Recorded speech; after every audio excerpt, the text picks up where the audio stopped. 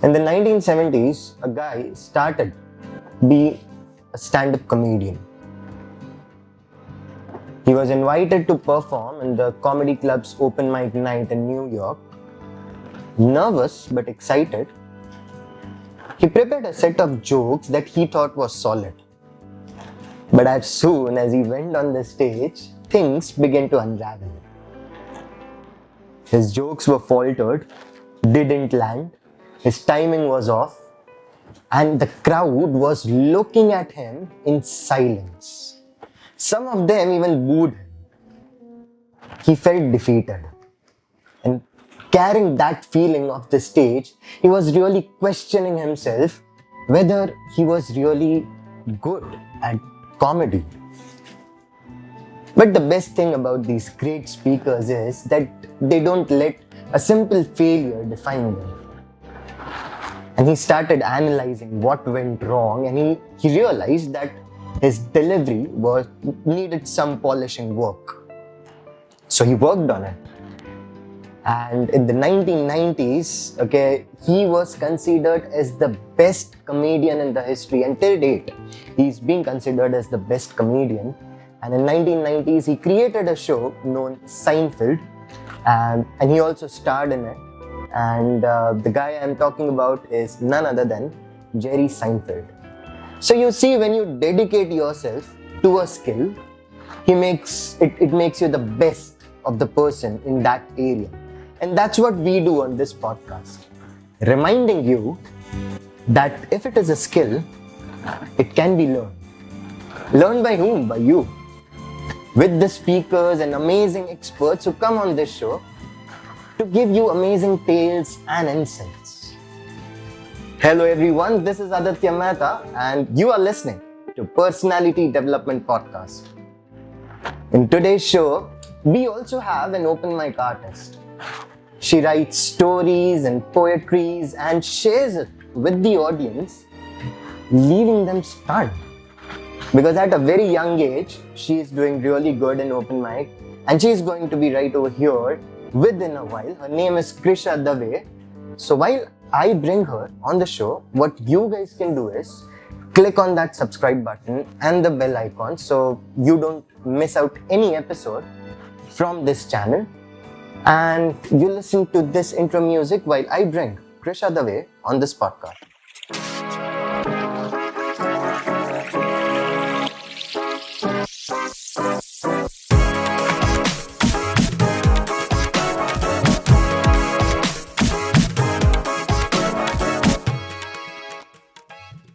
Hello everyone, welcome again to Personality Development Podcast, and we have Krisha Dave right with us. So hello Krisha, how are you doing? Hello, I'm doing good. How are you?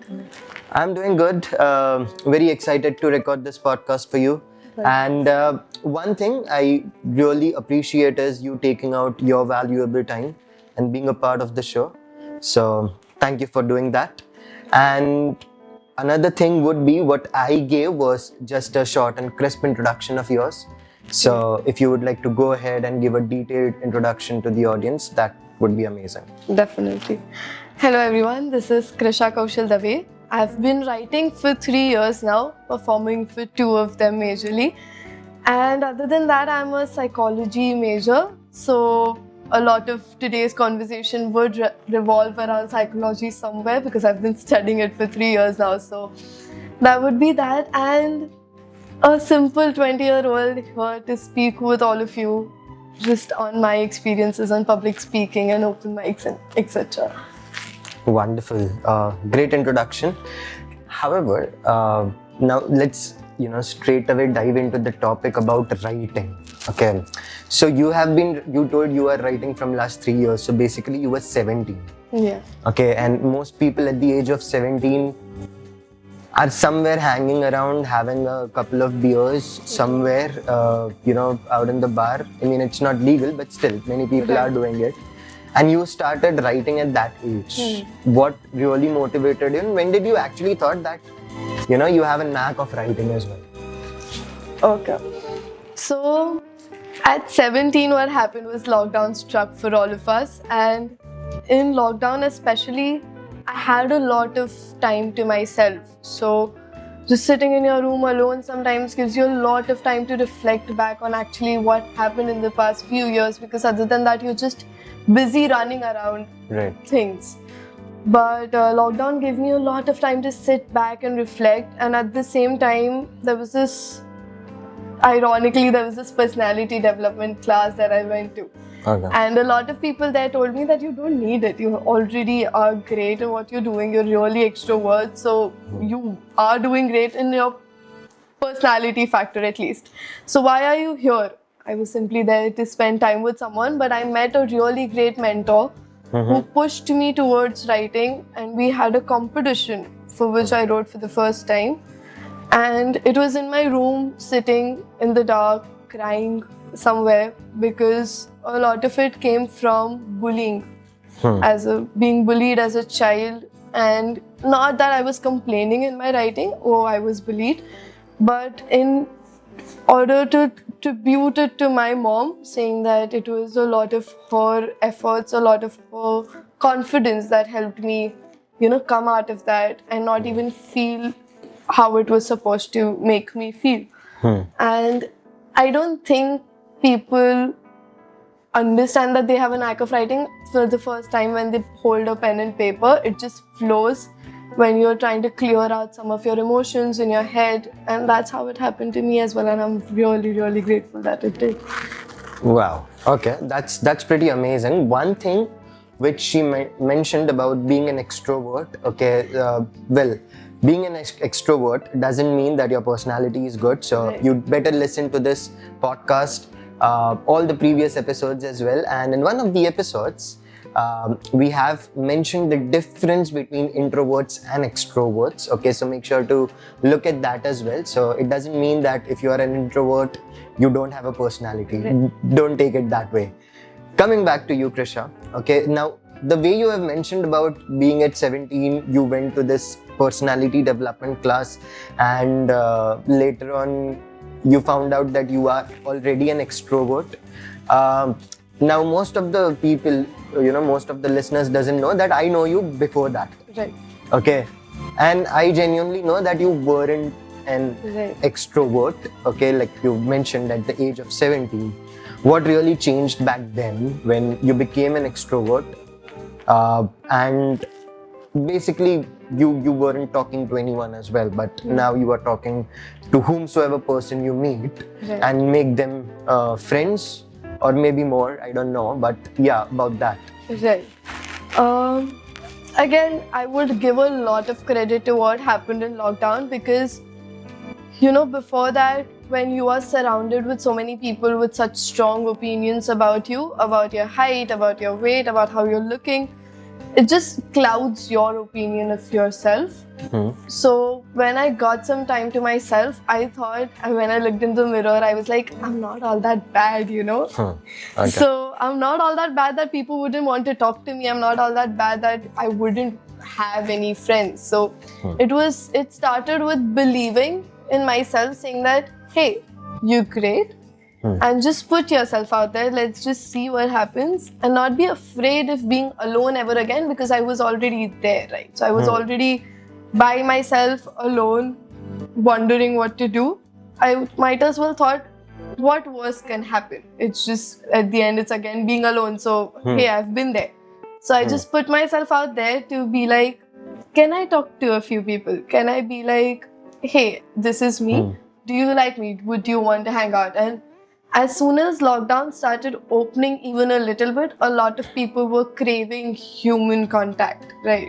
So a lot of people were in a need of looking out, meeting new people, and that is when I shined, because for a lot of time, I was a silent observer. So I learned a lot being that. I remember sitting behind my father on an Activa wherever we were going, thinking that, okay, today this happened at school, but I was a spectator, I was an observer. So I could gauge a lot of things by looking at other people, making mental notes and being like, okay, maybe if I was in a situation, I would do something different. And then I started applying all of my mental notes in real life, and here a lot of people liked Wow. what I've become. So That's pretty amazing.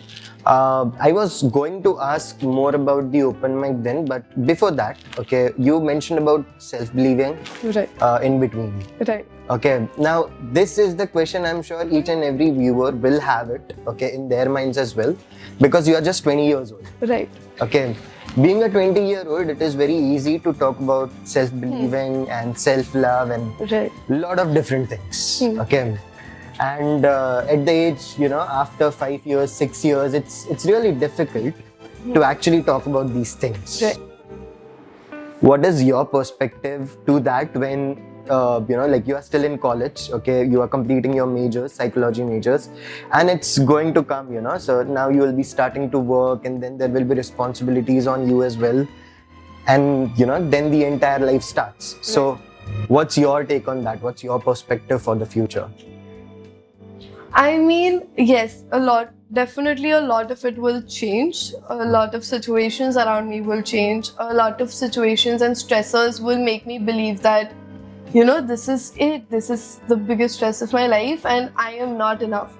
And at that point of time, self-belief becomes very difficult. Right. But I think that what I've learned till now, I hope it is helpful for whoever's listening, that it's just you by the end of the time. You are at the end of your tunnel alone. So being through college, been through classes, a lot of shifts. So as my father correctly mentioned on my 20th birthday, that this span of your lifetime has major milestones. It is you completing your 10th grade, it is you completing your 12th grade, looking for a college, in 3 years completing that.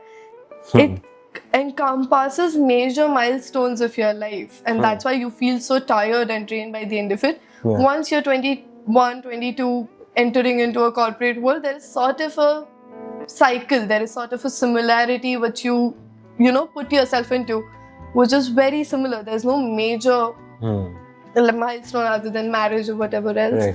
But my major belief till now is you are at the end of your tunnel, and a lot of people are just gonna help you through that journey. But you building yourself, you believing in yourself time and again, you reassuring yourself time and again, saying that, hey, I know.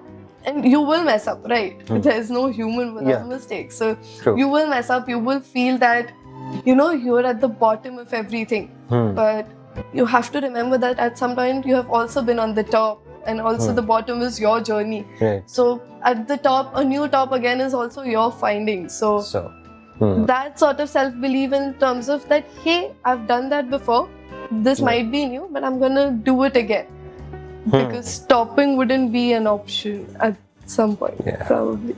That's well said. So, listeners, why I asked that question was basically to let you know, though she's 20 years old, she's on the podcast for a reason, and that was the reason right there. However, going ahead, Krisha, you started writing at 17. When did you started to go for open mics, and what was your first experience when you were there for the open mic for the very first time? What was the experience before going on the stage, and after leaving the stage as well? So I always knew I could. By that time I knew that I could write. So I had written a couple of pieces about whatever I was feeling. And I've never written fiction. I've always written non-fiction. So it was everything that I was feeling from the bottom of my heart. It was on the paper. It was right there. I never knew something like open mics existed. Right.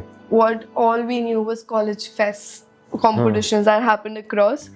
But then, luckily, I met someone at one of the college fest who said, hey, if you write, this is something called as an open mic that happens.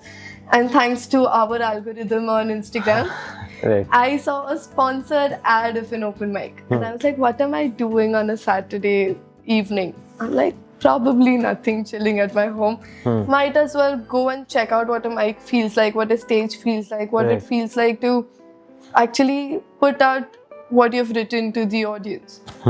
And before that, I'd just gotten praise about my writing.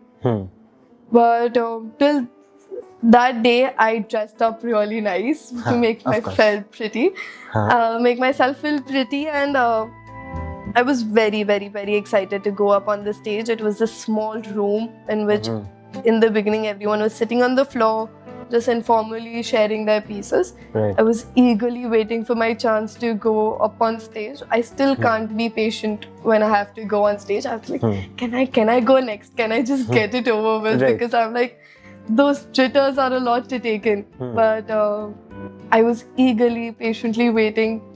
Okay, now I'll go on stage. They'll call my name up. And I had my biggest supporter there, my dad, with a friend, had come to watch me perform for the first time. And I performed one piece that I was supposed to write. The intro was of which I wrote just before entering the room in the auto. I wrote the intro, and till date, that is my favorite intro to the piece that I've written. Wow. And I performed flawlessly. At least, well, that's what I hope. And I came down of that stage feeling on the top of the world. I thought these are the people that I belong with. These are the claps that I want to be surrounded with.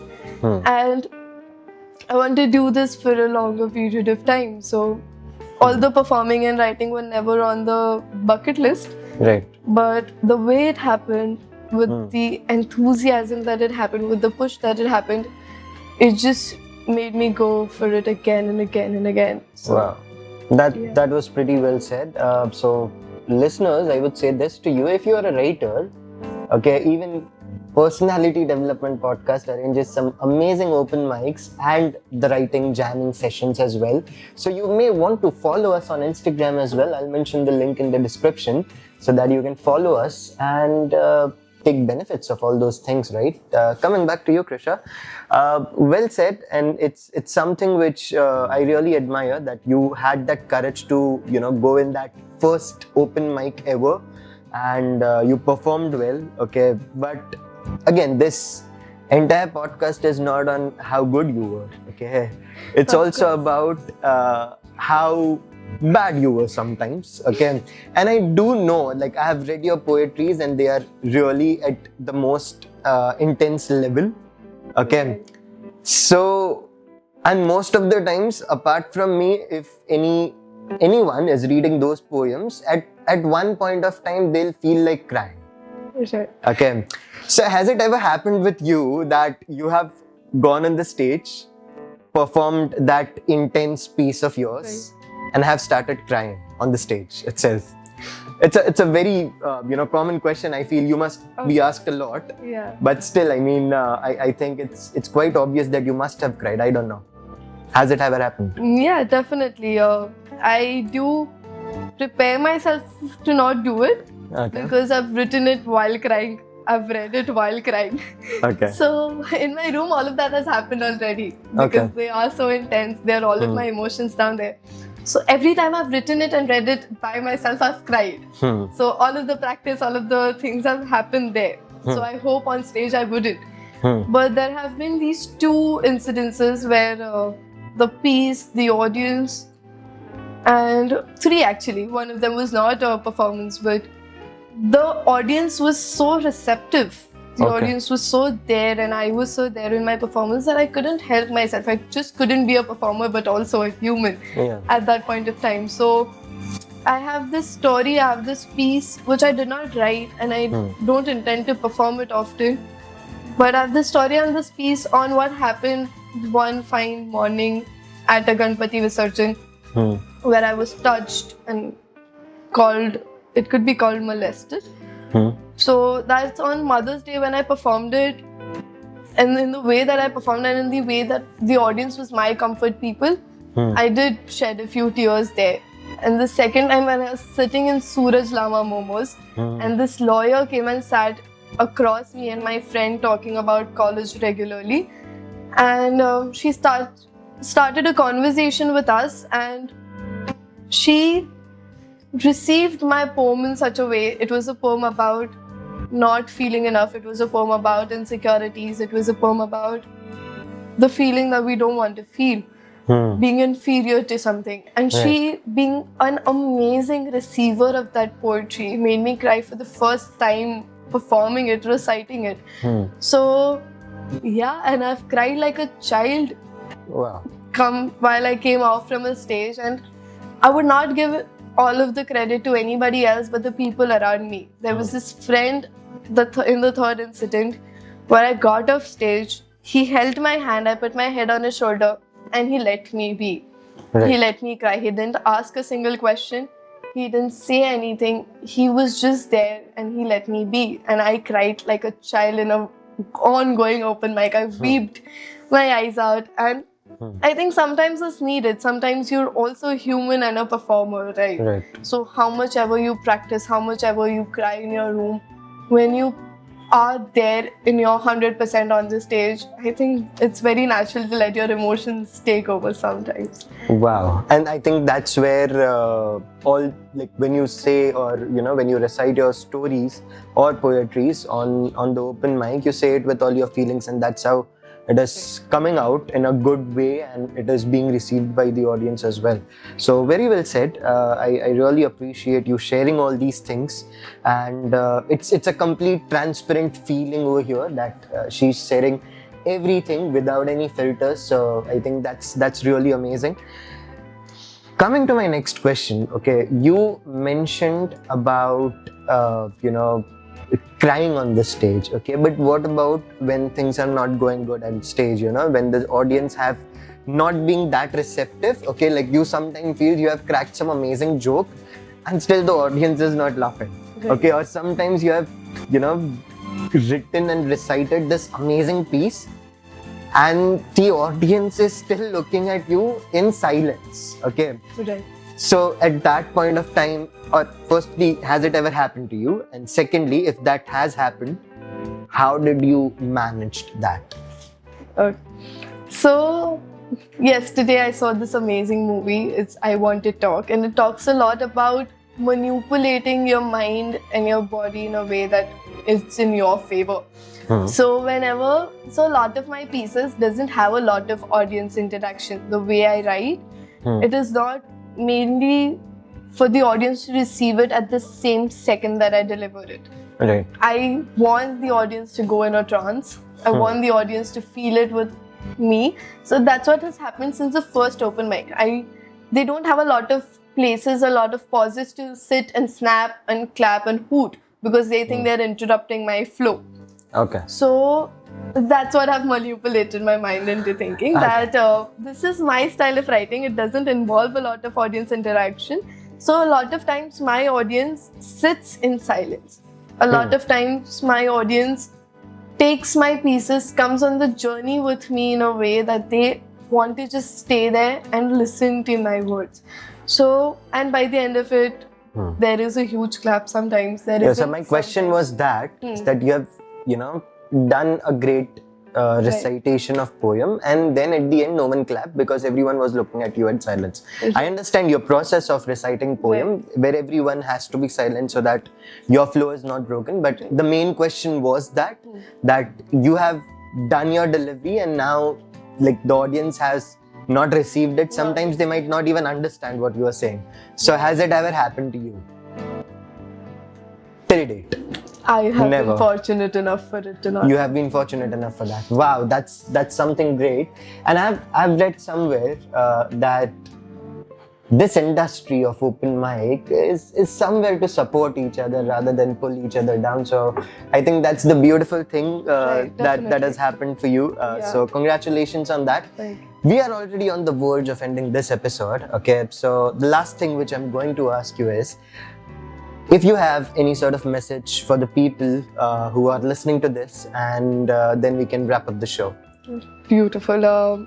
My one message to whoever's listening this podcast is the purpose that I started writing with is anyone and everyone can do it.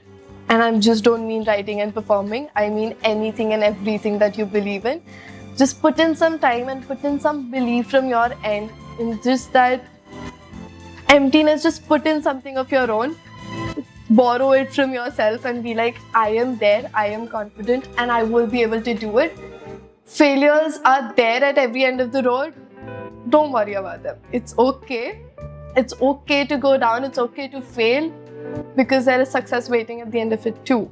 So put in some belief, borrow it from somewhere, put in there, and just start doing it. And once you start doing it, you will not know when it's 2 years, 3 years down the line that you're doing it continuously and feeling happy every time that you do it. So that would be my message. Just go do it. That's wonderfully said. And let me tell you one thing, audience. This podcast was started with a 20 rupee earphone, which was bought in a local train in Mumbai. And now we have an entire team, right? So, of course, the way she said it, okay, just go for it, okay? And I'm sure you will go to different places. And if not, you will like, at least have those learnings with you. So yeah, let's do it. Apart from that, thank you so much for listening to this podcast. If you feel that this podcast and this episode adds value in your life, make sure to share it with your loved ones. With that being said, this is Aaditya Mehta along with Krisha Dave signing off from this episode. See you in the next one. Till then, peace out.